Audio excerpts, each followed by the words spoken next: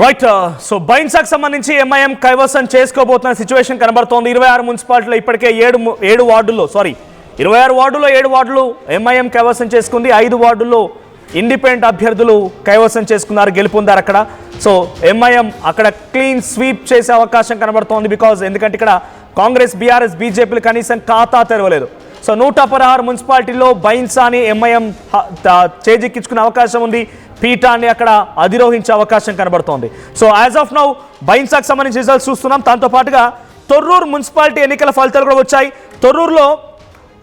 తొర్రూరులో కాంగ్రెస్ పార్టీకి సంబంధించి big shock తగిలింది. తొర్రూరు మున్సిపాలిటీలో బీఆర్ఎస్ పార్టీ అక్కడ జెండా ఎగిరేసినట్టు తెలుస్తోంది. సో వరంగల్ జిల్లాకు సంబంధించి ఉమ్మడి వరంగల్ జిల్లాలోని తొర్రూరు మున్సిపాలిటీని బీఆర్ఎస్ కైవసం చేసుకున్నట్టు తెలుస్తోంది. మొత్తంగా తొర్రూరు మున్సిపాలిటీలో 16 వార్డులు ఉన్నాయి. 16లో 7వ వార్డులో, 8వ వార్డులో, 9వ వార్డులో, 6వ వార్డులో, 3వ వార్డులో, 1వ వార్డులో, 4, 11, 12, 15 మొత్తంగా 10 వార్డులకు పైగా బీఆర్ఎస్ చేజిక్కించుకుంది. తర్వాత కాంగ్రెస్ పార్టీ ఇక్కడ కేవలం 6 వార్డుల్లోనే గెలుపొందింది. సో 10 వార్డులు బీఆర్ఎస్, 6 వార్డులు డైరెక్ట్గా ఇటు కాంగ్రెస్ గెలుపొంది. ఆల్రెడీ ఎర్రబెల్లి దయాకర్ రావు సంబరాలు కూడా మొదలు పెట్టేశారంట.